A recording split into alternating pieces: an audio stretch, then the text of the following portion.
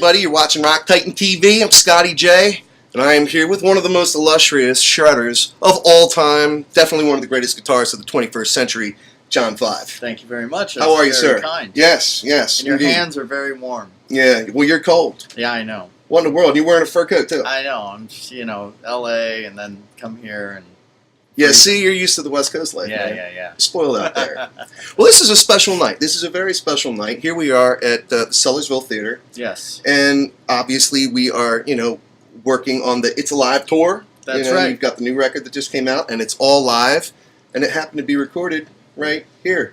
That's right. We were here last year, and we were setting up, and just like we always do, we were supporting the record Season of the Witch, and the guy said, "Hey, you guys want to record tonight?" And we were like, "Sure," because I love recording stuff. And we were pretty far into the tour, and we felt good about our performances, and I told the guys, let's just look at each other, concentrate on each other, because having a chance to record a show is a great thing, because I've recorded many live albums, and you have to record with the tons of people, crew, trucks, recording stuff, and all these things. And but this wasn't planned at all. No, we just walked in, and I even told the crowd the reason we're not moving around is because we're recording tonight, and I left that on the record as well. Okay. And even at the end of the show, I said, "Hey, did it crash up there?" Meaning the recording stuff. Right. And he said, "No, we're all good." And I even left that on the record too. So cool.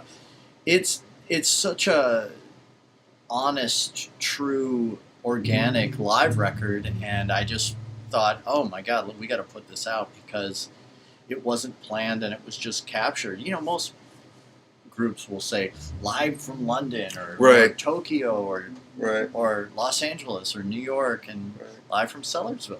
Right on. Yeah. Who'd have thunk it? Yeah. Here we are. But this is now. Is this your third time here? I don't know. I have no idea. I really don't. Do you have to be reminded of what day it is and what city you're in? I don't, but our bass player in Zombie, Piggy D, he knows every single venue, what we did, all that stuff. It's unbelievable. And I'm in a different place every day. So I'm just oh, okay. But I know, we're here today, but I have no idea how many times we've played here. All right. Now, have you ever greeted the fans, not knowing which city you were in? Never. No. Because that would be, violation. Yeah. Yeah, no, I try to stay off the mic as much as possible. Okay. Because, I don't know, I'll just say stupid stuff. I really say stupid stuff. Last time we were here, when we were recording, Ian, our bass player, had diarrhea, and I told the crowd that he has diarrhea. Not trying, I was just being honest, because I'm so honest. What was wrong with Ian last time? Yes! He had diarrhea. And today he's a little bloated. And I was just like, oh yeah, he has diarrhea. And he was like, please don't put that on the record. So we took it off. But it was on there when we were mixing it. But he's like, please don't have that on. But I wanted it to be so, honest and true to the record. Now, before you got here to Sellersville and you were, approached with the idea of recording live, was a live album, for John Five and the Creatures even in your mind? No. No? No, it wasn't. But I was like, oh, what a great opportunity. Yeah. So I thought I would love, because I like when people record with their cell phones, because I like to watch the performance. Now you do, because a lot of people don't. There's actually a lot of artists out there that are now confiscating people's phones. I love it, because I get to watch close and go, oh, okay, that was good, or that's really good. I love to watch it and really critique, because we play this little game with each other, because we play every night, so it can get a little bit repetitive. But we see how perfect we can play, because there's so many notes and there's so much going on. All right. So we try to see how perfect we can play. And that's why I was like, yeah, let's do a live record. Very cool. Yeah. Very cool. And obviously you're happy with the way it turned out, and that's why we have It's Alive right now. I was so proud of it. And, very cool. We did a vinyl and a tour book, so I kind of brought it back to the 70s when bands, had their tour books and their vinyls, and all that stuff is fun. All right, so I was going to ask you about that later, but I might as well ask you now. So vinyl seems to be making a big comeback. How do you personally feel about that? I don't think it is because I don't. I think it's Okay. nostalgic and all All that right. nostalgia. I'm hearing a lot about it. Yeah, but when you go to your friend's house and you're like, honey, I'm going to like Tom's house, and you have a big stack of records, and you're carrying all your records, or you could just have it all on your phone, your whole music library, and you're not going to put a record on in your car with it skipping all over the place. But I just don't. I love vinyl more than anyone. Okay. But I just don't think that people are, you and I, we like it because we grew up with it. Right? Yeah. But if you show a kid a vinyl, he'll be like, "Oh, that's really cool. What do I do with this?" And that's too bad, Right. because I really enjoy it. But again, I'm just very honest. I don't think it's gonna make a comeback. It's fun, and it's a walk down memory lane. But I think it will never. I can almost guarantee you one thing: it will never, ever, ever be like how it used to be. All right. It will never be like that. It will get more and more advanced technology. It will go further and further that we don't know yet, but it will never go backwards. Really? Never. No? You don't think it's one of those things that could go cyclical? Nope. All right. It's not going to happen because All it's just like, let's take a car by chance. You know how cars are getting more and more and more advanced? Like now Sure. it's electric and stuff. We'll never go back to, hey, we have this new car and it's all from 1950. All the, non-power brakes and non-power steerings, you got to roll the window down like that. It'll never go backwards like that. Nobody will ever put out a car like that where the whole mass people will gravitate to it. Right. Well, unless it was like a total nostalgic thing, like what you're talking about. Which is fun and things Right. like that. But it will never be like a mass thing where everyone's like, has to have vinyl. I gotta have it on vinyl. All right. Unfortunately, I'm just. Well, you heard it here from John 5. It's so just my opinion, but what do the I know? vinyl movement is dead. Yeah. But you talk about going back in time and the nostalgia and stuff like that. So let's do that just really quick. And I know you got to go, but I really appreciate your time with this. It's hard to believe, but Van Halen is celebrating their 40th anniversary. Absolutely. And of course, you were playing with Diamond Dave back in the day, Yeah. So for you, I mean, time must have, it flies by. Like, I couldn't believe it. Like, oh my God, am I that old, that I remember when all that was coming out? You are that. Yeah. Right? But I remember, and, I just remember my guitar teacher bringing over the record, and I remember seeing, before I heard it, I remember it said Gene Simmons, and I loved Kiss so much. And I was Right. like, oh my God, Right. Maybe this is Gene Simmons, in the band or whatever. And I heard it, and I was just like blown away, and that was it for me. It changed my life forever. Yeah, Forever. no, I know. Still, I'm sure. Still to this day. Yeah. Well, just the way you shred, and then of course Eddie Van Halen and everything. Oh my God, So I love it. You know. I love it. So what did it feel like for you when you got your gig with David Lee Roth? Were you starstruck at all at that point? Oh, absolutely. Yeah. Because you don't see Dave out, Right. in LA.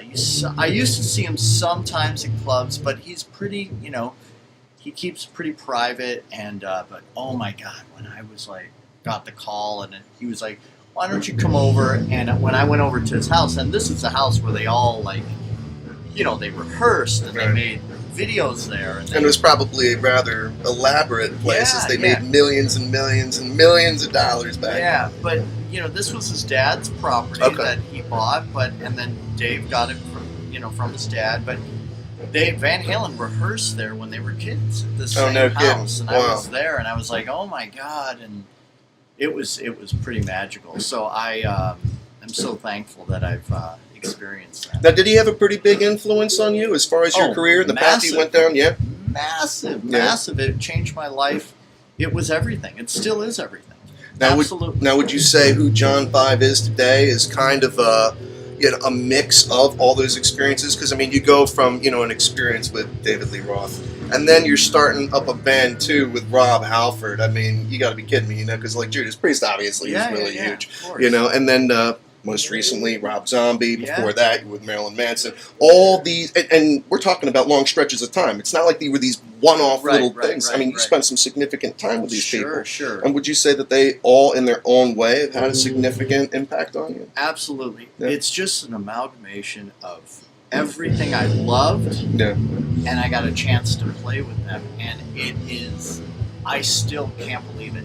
I don't care if you're the Beatles or the Rolling Stones. The Beatles and the Rolling Stones, they had their heroes too. Sure. They had their Little Richards, and they had their, everybody that they loved, and that's how I am. And you never get over that. You never ever get over that. No. I'm still like, I get freaked out.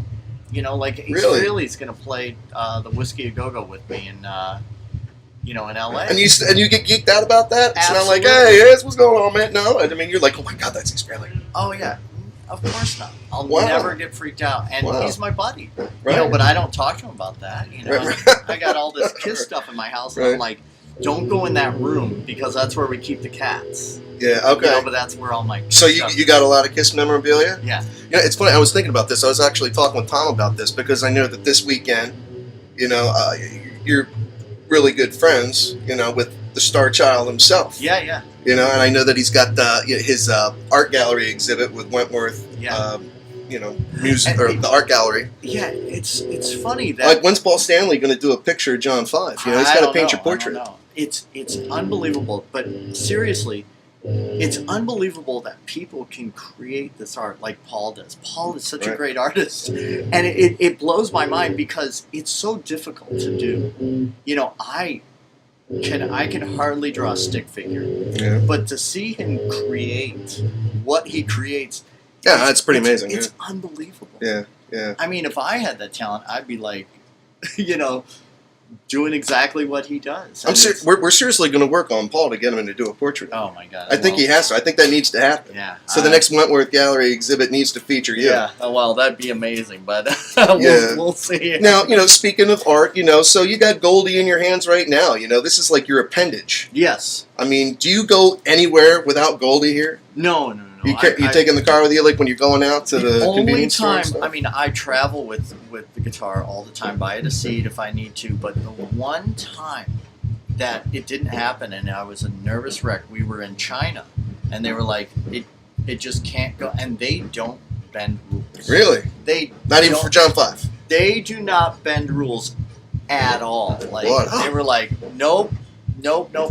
Wow. So that was the only time I had to put it underneath the belly of the plane.